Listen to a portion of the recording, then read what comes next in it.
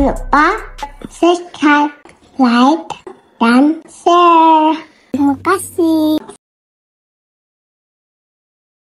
Assalamualaikum warahmatullahi wabarakatuh. Waalaikumsalam warahmatullahi wabarakatuh. Oke, pada pertemuan hari ini kita lanjutkan materi kita mengenai Python. Tentunya Python ini masih berkaitan erat dengan konsep Scratch yang pada beberapa pertemuan sebelumnya telah kita pelajari. Ya.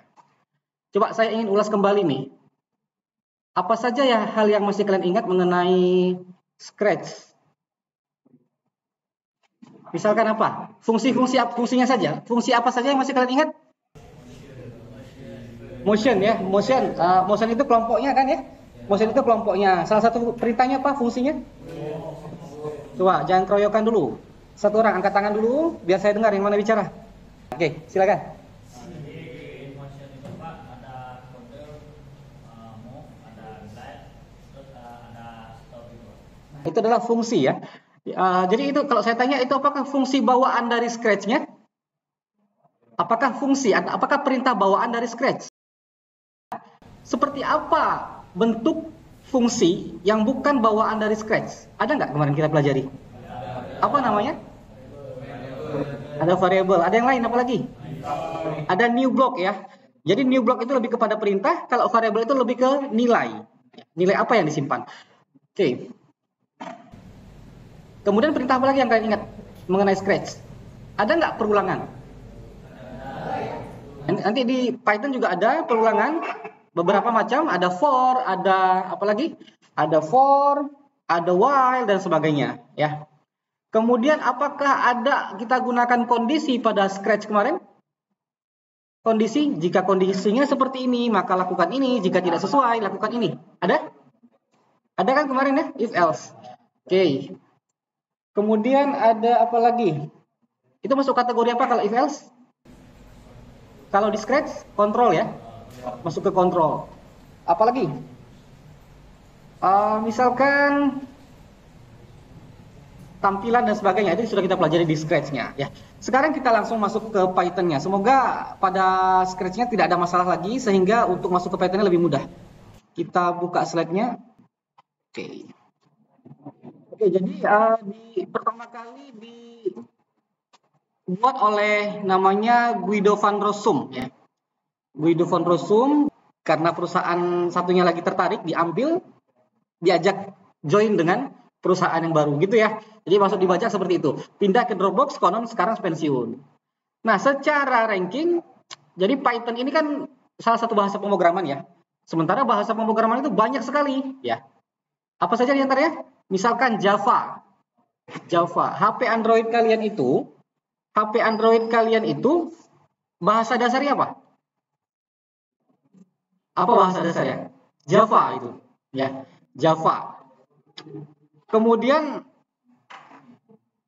ada Java, ada C Sharp, C++, dan sebagainya. Ya, banyak sekali. Nah, secara ranking, Python ini salah satu bahasa pemrograman favorit saat ini, gitu ya. Kemudian ini Stack Overflow. Stack Overflow itu apa? Stack Overflow itu biasanya sering untuk kalau dulu orang-orang ngoding itu ketika ketemu masalah yang nggak ketemu solusinya, biasanya ada komunitasnya yang membahas tentang berbagai macam hal berkaitan dengan coding ya. Tapi kalau sekarang gampang ya. Kenapa gampang? Ibaratnya gini, kalau dulu kita mencari sesuatu itu berdasarkan keyword. Benar ya? Keyword, kata kuncinya apa, kalau cocok dapat itu artikelnya apa yang membahas tentang masalah yang kita hadapi, ya. Nah, masalahnya kadang-kadang keyword kita itu nggak cocok kalau dulu karena nggak seperti sekarang ya. Sekarang itu sudah banyak AI. AI itu kita masukkan kata-kata, walaupun nanti kata-katanya nggak sama persis, tetap bisa ditemukan nanti solusinya, gitu. Karena dia bisa memproses sendiri maksud dari kita, ya. Beda dengan keyword. Keyword itu kalau cocok dapat, kalau nggak cocok ya udah nggak ketemu gitu ya. Itu gampangnya sekarang gitu ya. Makanya seharusnya kalian untuk belajar coding saat ini jauh lebih mudah. Jadi coding itu nggak sulit untuk saat ini. Karena tools pembantunya sudah cukup banyak. Bisa dipahami ya? Kalau saya dulu error sedikit itu error satu baris bisa mungkin nyari 2-3 hari baru ketemu solusinya apa gitu. Karena apa? Karena tadi mencarinya dengan cara keyword ya. Kalau sekarang enggak, sudah ada logic dari AI-nya sendiri. Tapi bagaimanapun canggihnya AI, kalian harus tetap paham konsepnya ya. Oke. Macam-macam bahasa, ada bahasa C.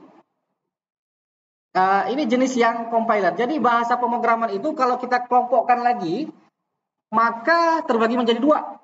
Ada yang namanya interpreter dan ada yang namanya compiler. Sudah ada yang pernah coba microcontroller berupa Arduino? Pernah ya? Saat programnya jadi, kita compile dulu kan? Ekstensinya menjadi apa? Macam-macam, ada hex ya. Ada hex dan sebagainya. Artinya itu adalah sebenarnya kita sudah edit mentahannya, tapi yang kita akan jadikan file akhir itu adalah file hexnya. Itu kalau yang compiler. Ibaratnya gini, ibaratnya contoh mudahnya itu kalian punya Microsoft Word, sudah Microsoft Word, kemudian kalian simpan sebagai PDF. PDF yang ini kalian anggap sebagai compiler. Sampai di sini paham dulu konsepnya ya? Oke, sekarang mana lebih mudah mengedit PDF sama Word? Word ya. Jadi konsep compiler itu seperti itu. Jadi ada file mentah, ya, kita ada codingnya masih bisa dibaca. Kita compile sehingga menjadi kalau ada yang hex itu berarti filenya itu berupa binary dalamnya. Sehingga kalau sudah biner lebih sulit kan kita pahami kan? Nah, oke, itu compiler. Jadi dalam bentuk coding mentah jadi satu file akhir gitu. Ibaratnya kalau Microsoft Word sudah dikompil menjadi PDF. Itu kira-kira. Ya. Bisa kalian edit PDF? Bisa, tapi lebih sulit kan? Lebih sulit, lebih repot kan? Karena edit satu baris dia nanti. Geser-geser gitu ya. Repot. Itu bedanya. Tapi kalau Python ini ya bahasa pemrograman yang interpreter. Artinya dia bisa dijalankan tanpa harus dikompil dulu menjadi file akhir. Gitu ya. Jadi kita tetap bisa edit. Oke. Sampai di sini. Kalau kalian seorang programmer, kemudian kalian punya project dari klien, yang jenisnya adalah Python interpreter ini, ketika projectnya jadi, kan projectnya kalian serahkan ke klien ya. Artinya apa? Klien bisa nggak ubah itu file? Mudah kan? Karena dia interpreter. Tapi kalau compile, ini, kalian sebagai programmer, punya project selesai, kalian compile, yang kalian kumpulkan apa? Apakah file coding mentahnya? Kan enggak ya. Yang kita serahkan adalah file compile-nya. Kalau dalam Android, berarti kalian punya file Java, yang kalian serahkan adalah file APK-nya. APK tahu ya, APK? Untuk install di Android. Nah, APK-nya yang kalian serahkan kepada klien. Apakah dia bisa ubah itu? Pasti sulit. Ya. Kemungkinannya bisa, tapi merepotkan. Ya. Bisa ya dibedakan antara compiler dengan interpreter. Bisa ya. Jadi kalau compiler ini contohnya file Java, pemrograman Java, selesai, maka dikompil menjadi file APK. APK-nya yang diinstal di Android. Gitu ya. Kalau misalkan C# misalkan C# tulisannya C pagar ya, C# itu bacaannya. Jadi kemudian kalian compile, ada mungkin outputnya berupa exe dan sebagainya. Exe-nya ini adalah hasil dari compile-nya. Bisa ya? Oke.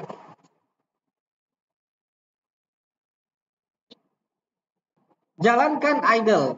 Idle ini adalah program yang diinstal dari Python.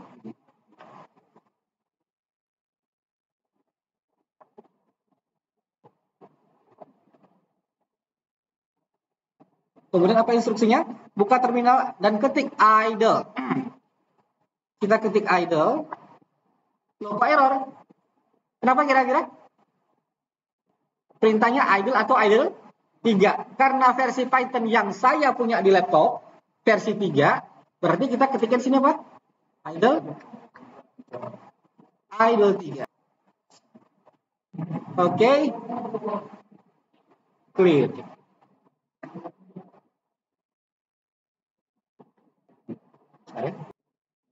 Oke, kita lanjut. Untuk idle 3 kita nggak bisa uji ya, ternyata error di laptop saya. Tapi ini nggak terlalu kita gunakan karena kalian menggunakan IDE online ya, jadi ini nggak terlalu masalah. Oke, idle. Jadi kalau di idle ini kita misalkan ketik 5 ditambah 1. Nah, ya.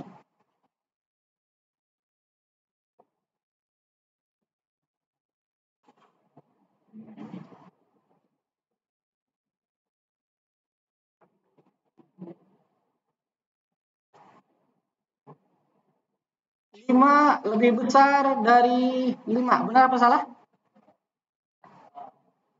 False ya. 6 lebih kecil dari 6. Salah ya. 7 lebih besar dari 7. Salah ya. 7 lebih besar sama dengan 7. True ya. Ini benar. Ya.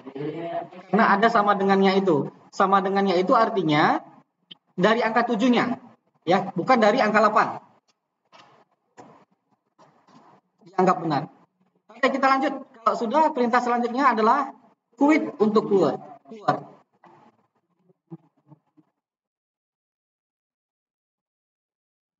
itu kalau yang menggunakan idle-nya langsung.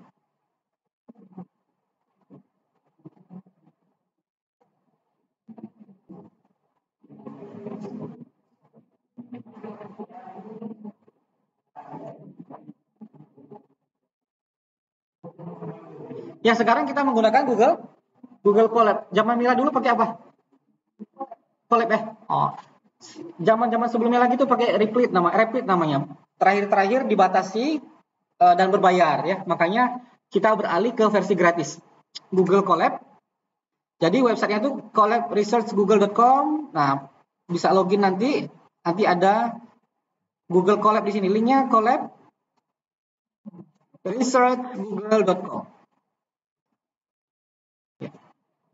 Nantinya ditahan-tahan dulu ya. Memang situasinya mendukung ini ya. Tapi tahan-tahan dulu. Oke. Oke, jadi kalau di Google Colab itu caranya file new notebook in Drive dan seterusnya itu nanti dapat dibuat di Google Colab. Misalkan kita beralih ke Hello World. Nah, kalau kita belajar pemrograman apapun itu, biasanya codingan pertama itu adalah Hello World. Hello World. Apa artinya? Hai dunia gitu ya. Hello dunia. Nah, jadi biasanya kalau pemrograman Python semua pemrograman mau itu Java, C#, C++ dan sebagainya, pemrograman awal pasti Hello World. Menyapa dunia ya. Nah, tujuannya apa di sini? Ide awalnya itu hanyalah menampilkan teks Hello World. Itu ide awalnya. Jadi bagaimana kita mencetak tulisan Hello World?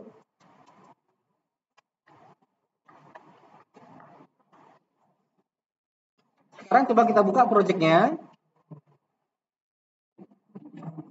Kita buka Hello World.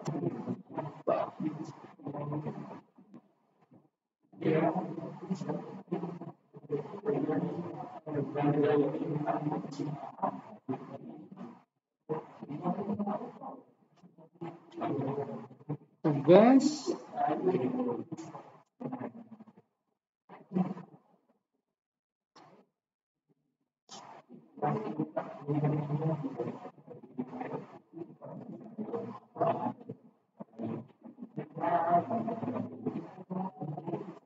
Oke, bisa dilihat ke depan? Sudah bisa kita mulai? Bisa ya? Oke. Nah, ide awal dari Hello World ini adalah mencetak tulisan Hello World di sini. Maksudnya adalah yang Sini.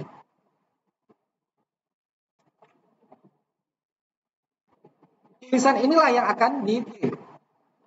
Hello world titik tanda seru.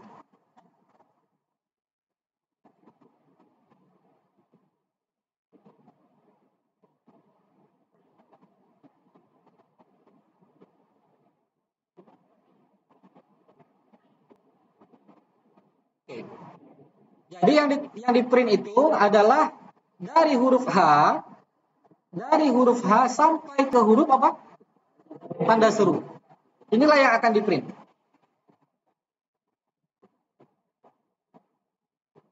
Ya. Oke, sekarang untuk melihat hasilnya kita jalankan. Di sini ada perintah run all di sini.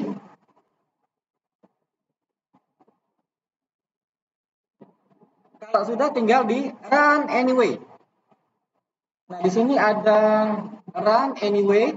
Silakan diklik.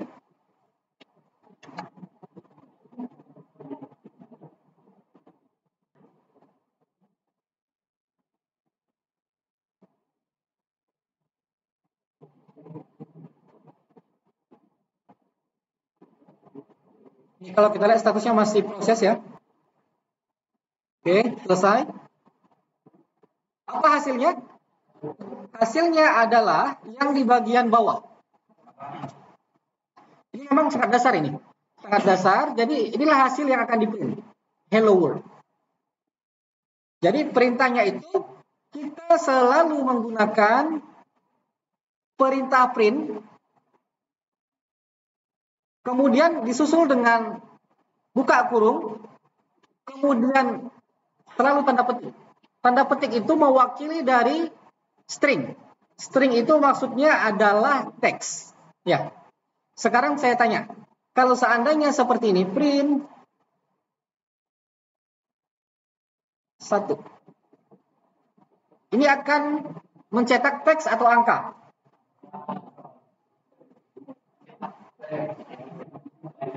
Teks atau angka yang dicetak?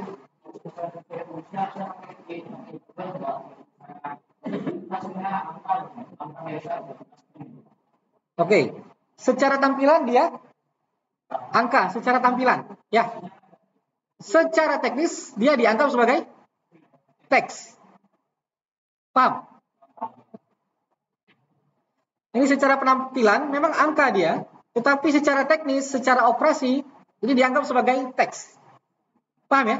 Karena ada tanda petik. Beda halnya dengan print.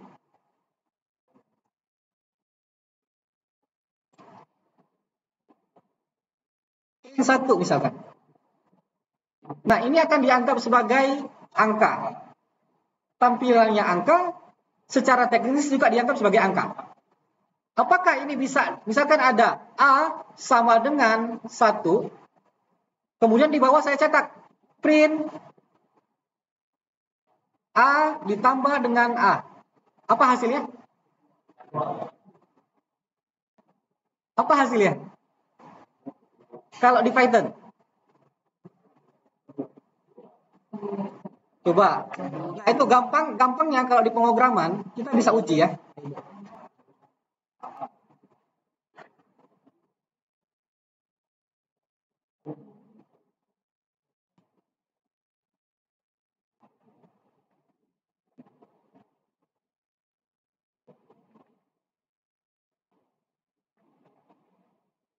Apa kira-kira hasilnya? Apa hasilnya kira-kira? Oke, A itu sebagai apa sekarang? Apakah dia punya nilai? Sebagai variabel ya, variabel. Apakah dia punya nilai? Berapa nilainya? Apakah satunya angka? Teks ya, teks. Berarti hasilnya apa kira-kira?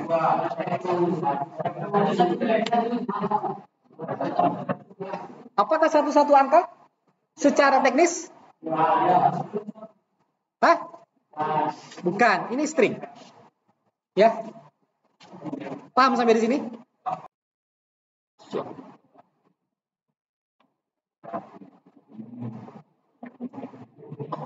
Oke, itu nanti lebih dalam kita pelajari tentang variabel ya. Ini kita lanjut lagi. Jadi itu adalah hello world. Ada pertanyaan sampai hello world? Bisa ya?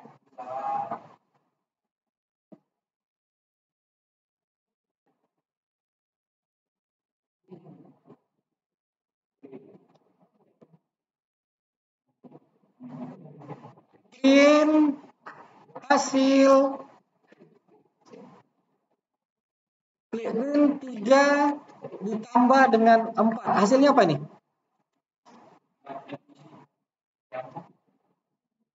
Apa hasilnya ini?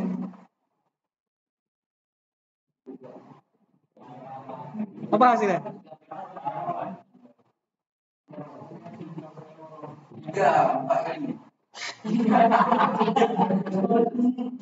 Oke, ini hasilnya 3 disambung dengan error ternyata.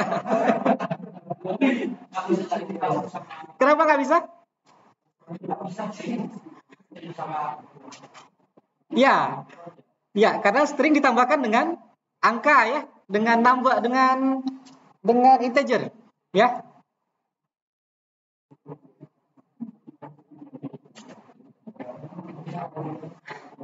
Tapi kalau tadi print A ditambah dengan A, hasilnya apa?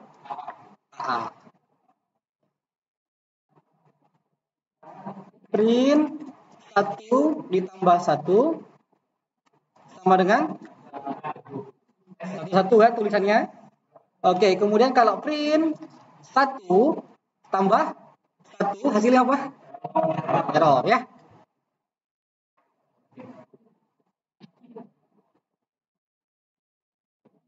Karena teks dijumlahkan dengan angka, nggak mungkin.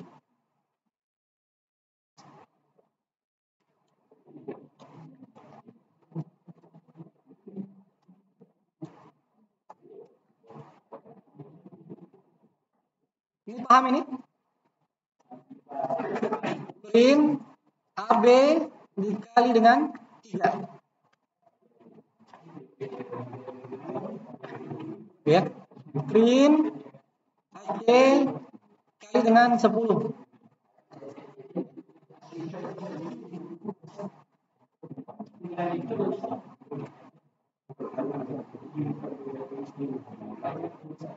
Oke, kita lanjut. Ada pertanyaan sampai di sini? Bisa ya? Oke, kalau ada pertanyaan, jangan ragu untuk bertanya. Nanti teman-teman yang jawab. Oke, lanjut. Kalau tadi kita baru menggunakan perintah apa tadi? Print tadi ya. Print. String itu jenis dari variabelnya, jenis apa namanya? Tipe data. Ya. Oke, kita masuk ke level selanjutnya. Apa di sini? Ada print. Ada print masih perintah yang tadi. Sampai di sini masih sama? Ada hal berbeda di akhir. Apa itu? Apa gunanya? Nah, gunanya adalah ketika tulisan Sonangata ini nanti di sampingnya ada pointer. Tahu pointer? Yang untuk ngetik itu, yang biasanya kelap-kelip kalau kita ngetik di Microsoft Word, yang garis lurus, itu namanya pointer. Nah, posisinya menunggu. Menunggu apa? Menunggu ada inputan dari user. Paham? Kalau tadi kita coba print, ya tampil langsung ya. Kalau ini ada proses menunggunya. Ya. Nah, setelah itu nanti printnya ini menampilkan tulisan Kihaba disambung dengan namaku. Coba kita lihat.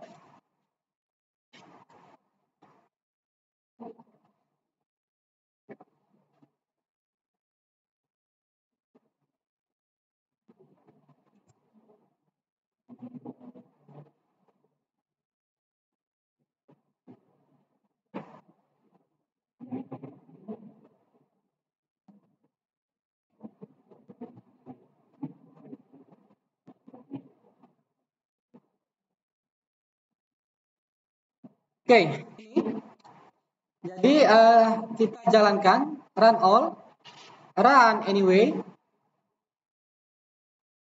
Kemudian kita lihat di sini, ini posisinya masih menunggu connecting to Python 3. Ini tergantung koneksi. Nah, kalau sudah, apa yang kalian lihat di sini? Tulisan Sonangata disusul dengan pointer di sini. Ini menunggu apa? Menunggu inputan dari user. Misalkan kita input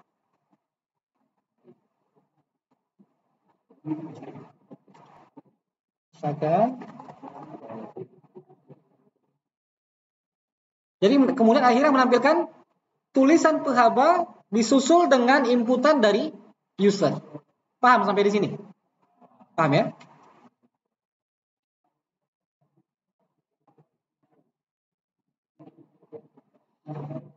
Kita lihat di sini, yang mana yang namanya variabel? Variabel itu ibaratnya seperti wadah kosong yang kemudian nanti diisi oleh suatu nilai. Misalkan ada mangkok, nanti diisi bakso, diisi mie, lain-lain. Jadi variabel ini kita anggap sebagai wadah. Ya. Nilainya apa? Nilainya tergantung apa yang ada di dalamnya. Oke, dalam hal ini kita punya wadah namanya nama variabelnya namaku, ya. Namaku. Kita isi dengan apa? Kita isi dengan input. Nah, masih misterius juga nih. Ya. Apakah input ini sudah jelas apa isinya? Belum, masih misterius ya. Jadi tergantung nanti apa yang diinput oleh user ketika ada di setelah tulisan Sonangata yang ada pointernya tadi. Oke. Kalau seandainya diisi dengan nama saya misalkan Al-Bahri misal. Nah, maka nanti isinya adalah Al-Bahri ini disimpan ini akan disimpan ke dalam variabel namaku, sehingga namaku ini merepresentasikan Al-Bahri sebagai string ya. Jadi inputan ini akan selalu dianggap sebagai string. Ini jangan lupa. Orang sering salah di sini ya. Jadi kalau seandainya saya input angka di sini, seandainya inputan ini saya isi dengan angka, apakah ini akan menjadi tipe data integer? Integer itu angka. Ini dianggap sebagai string. Ya. Jadi apapun yang diterima oleh si input akan dianggap sebagai string. Ini jangan lupa. Sehingga karena dia string, ketika kita perlu dioperasikan dengan operasi penjumlahan, maka si string ini harus kita casting. Casting ini istilahnya merubah satu dari tipe data yang satu ke tipe data yang lain. Itu namanya casting. Nanti kita pelajari, ya. Yang kalian harus ingat, input itu hasilnya berupa tipe data string. Ya, string itu adalah teks. Ya.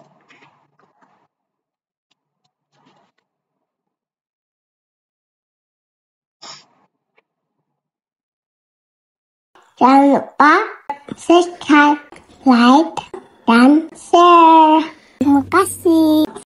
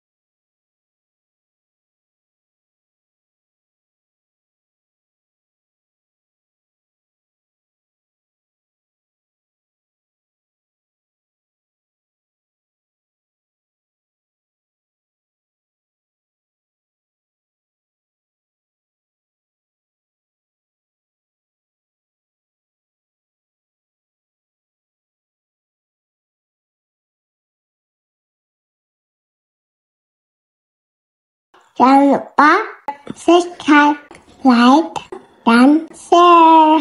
Terima kasih sudah menonton video